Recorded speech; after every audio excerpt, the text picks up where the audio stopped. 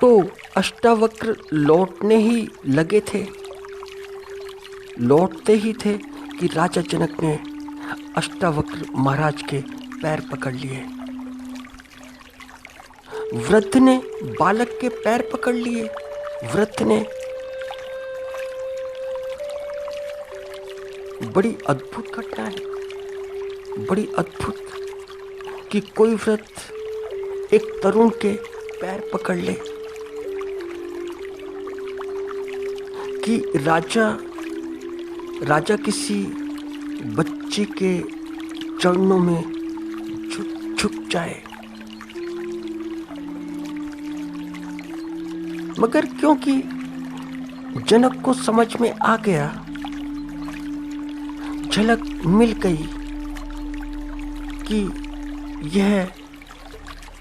यह तरुण ठीक गुरु है तो तरुण अवस्था, मगर इस तरुण अवस्था में भी ठीक गुरु है। इसमें ठीक गुरुवत्ता है इस तरुण में। और जितने सारे ज्ञानी जन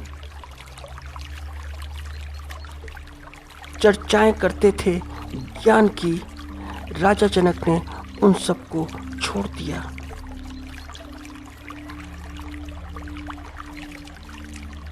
तो राजा चरणों में झुका। राजा ने शीश झुकाया और हाथ जोड़कर बोला कि मैं आपको गुरु मानता हूँ, आप मेरे गुरु। अभी से, इसी समय से आप मेरे गुरु हैं। क्योंकि गुरुवत्ता कुछ दिखाई दी उस तरुण में। मगर अष्टावक्र बोले, अष्टावक्र गुरु हैं, भगवान हैं।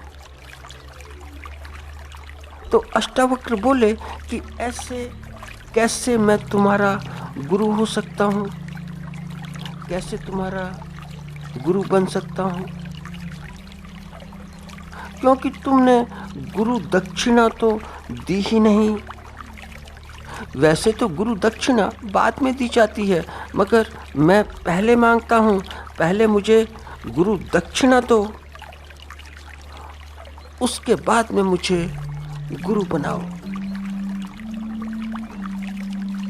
मुझे गुरु बनाते हो तो पहले गुरु दक्षिणा दो, तब सोचेंगे कि तुम्हारा गुरु बना जाए या ना बना जाए। तुम्हारा गुरु बनना ठीक है या नहीं है। तो राजा जनक कोई साधारण व्यक्ति नहीं थे। इस जगत में ऐसे राजा कुछ ख्याल में तो नहीं आता कि कोई और भी हुआ हो, जैसे राजा जनक थे। राजा जनक बड़े असाधारण थे। राजा जनक को असाधारण होना ही चाहिए, क्योंकि सीता जैसी देवी के पिता थे। तो राजा जनक बोले कि प्रभु क्या गुरु दक्षिणा दूं? यह प्रभु सारा राजकोष आपका, सारा सरकारी खजाना है, शाही खजाना, सब आपका मैं आपको देता हूँ, सब आपको प्रदान करता हूँ, सब आपका है। और यह वक्तव्य देने का राजा जनक का कि मैं देता हूँ सारा राजकोष।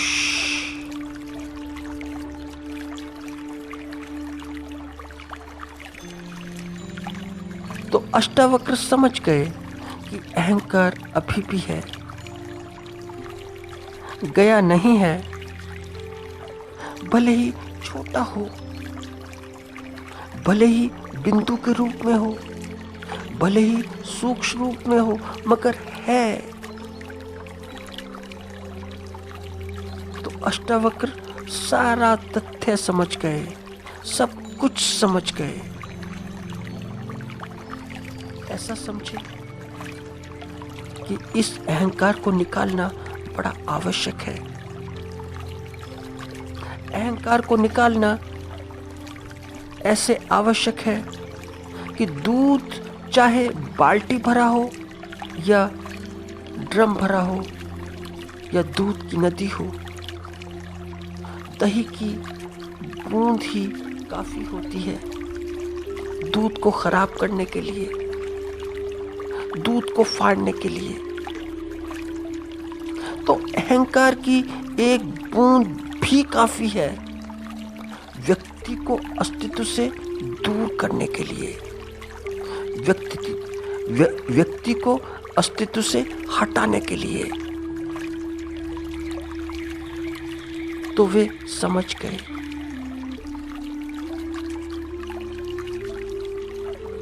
तो राजा जनक बोले कि आज्ञा दीजिए प्रभु, आपकी क्या आज्ञा है।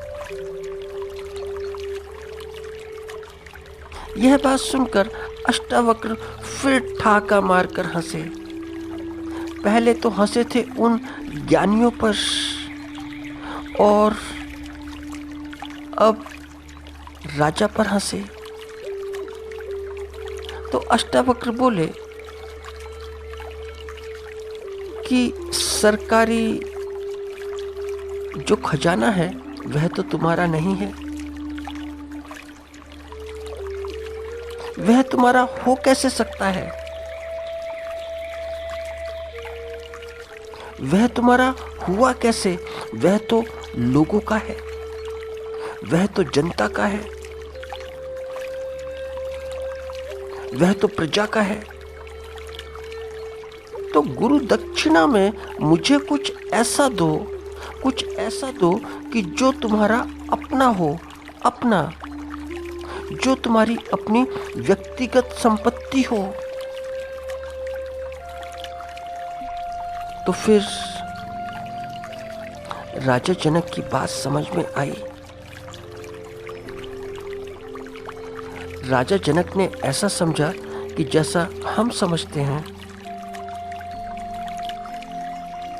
तो राजा जनक ने हाथ जोड़कर कहा कि आप ये सारी बातें छोड़िए।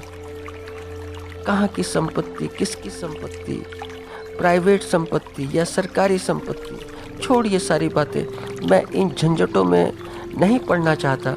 आप एक काम कीजिए कि मेरा राज्य ही स्वीकार कर लीजिए। मेरा सारा राज्य आपका, सब। तो अष्टावक्र फिर हंसे, फिर बोले, वे फिर ऐसा बोले कि राज्य भी तुम्हारा नहीं है, क्योंकि तुम हो क्या, सिर्फ राज्य के प्रतिनिधि हो। तुम राज्य का प्रतिनिधित्व करते हो।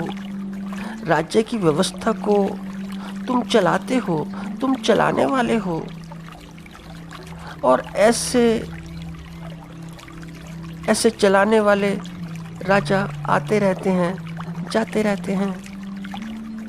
जैसे राजा आते रहते हैं, जाते रहते हैं, वैसे ही राज्य में भी लोग आते रहते हैं, जाते रहते हैं। सब कुछ यहीं का यहीं रह जाता है। ना कुछ कोई अपने साथ लेकर आता है, ना साथ लेकर जाता है। तो यह तो तुम्हारा नहीं।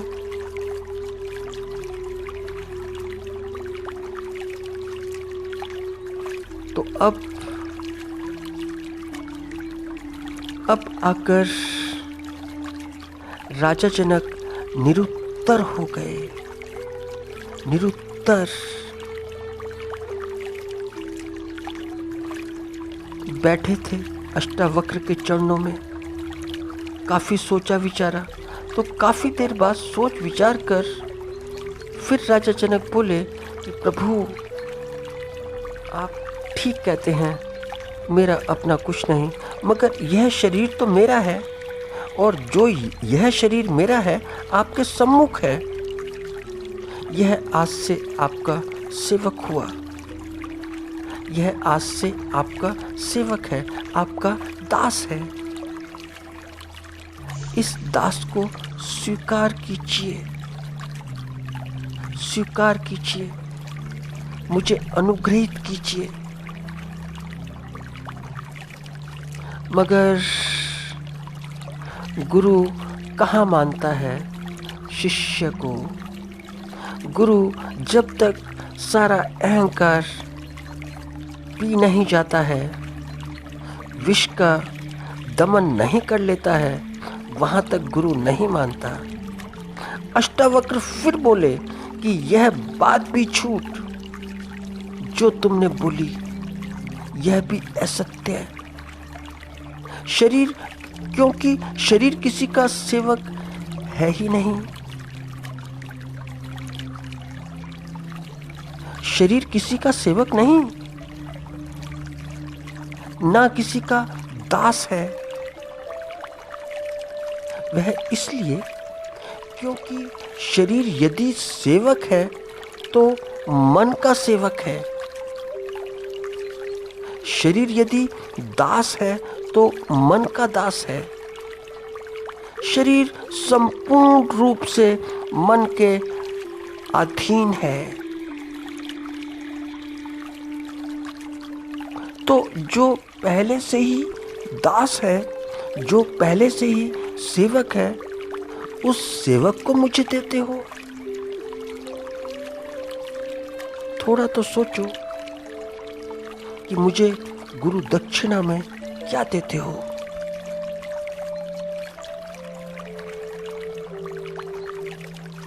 तो अब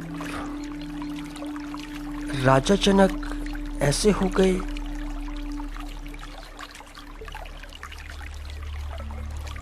स्वाभाविक है, राजा जनक ऐसे हो गए होंगे कि क्या बोलें, क्या कहें, क्या सुने,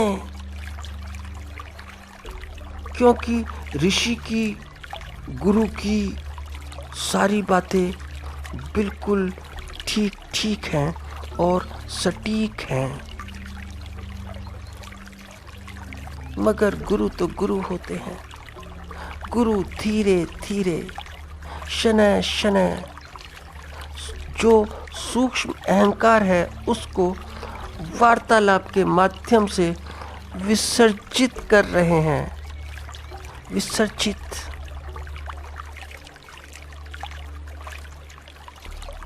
तो गुरु भी चुप और शिष्य भी चुप। तो हुआ क्या कि काफी देर बाद राजा जनक ने चुप्पी तोड़ी और बड़े धीमे स्वर में बोले, बड़े धीमे स्वर में, इतने धीमे स्वर में कि अब उनके स्वर में कोई अहंकार नहीं था, कोई सूक्ष्म अहंकार भी नहीं था। वे बोले, प्रभु, मेरा शरीर मेरे मन का दास, तो आप ऐसा क्यों नहीं करते कि मेरा मन ही अपने श्री चरणों में स्वीकार कर लीजिए। मैं आपको अपना मन ही देता हूँ, क्योंकि यही मेरा है। तो अब यह राजा जनक का वक्तव्य नहीं था, यह प्रार्थना थी। प्रार्थना। तो जब जनक ने प्रार्थना की तो प्रार्थना स्वीकृत हुई। तो अष्टावक्र बोले कि हाँ, यह ठीक है, यह बात बिल्कुल ठीक, क्योंकि मन तुम्हारा है। लाओ तो अपना मन मुझे दे दो, मुझे प्रदान करो। यह तुम्हारा मन अब तुम्हारा नहीं, मेरा हुआ।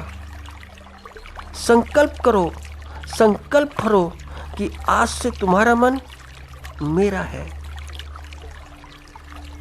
और जो तुम्हारा मन है वहाँ पर मेरा अधिकार है, क्योंकि तुम्हारा है। यही तुम्हारी गुरु दक्षिणा है, मन देने की।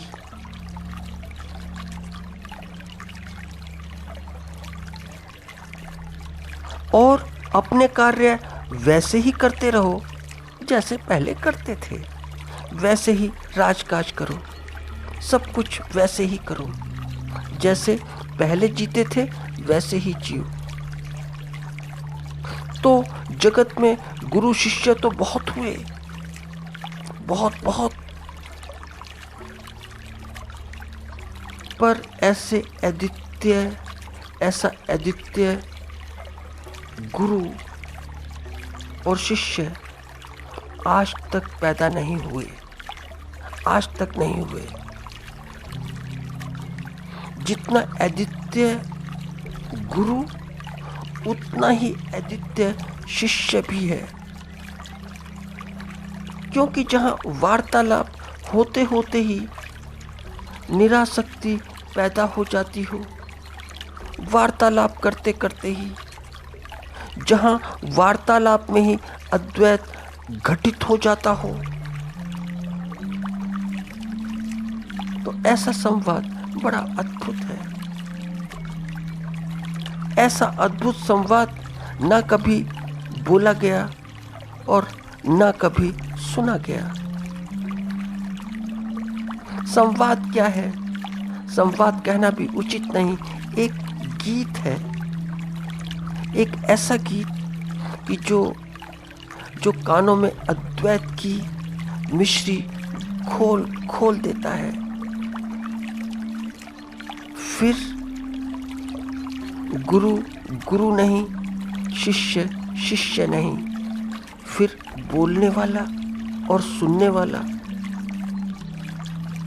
दो नहीं, एक हैं, एक ही हैं, एक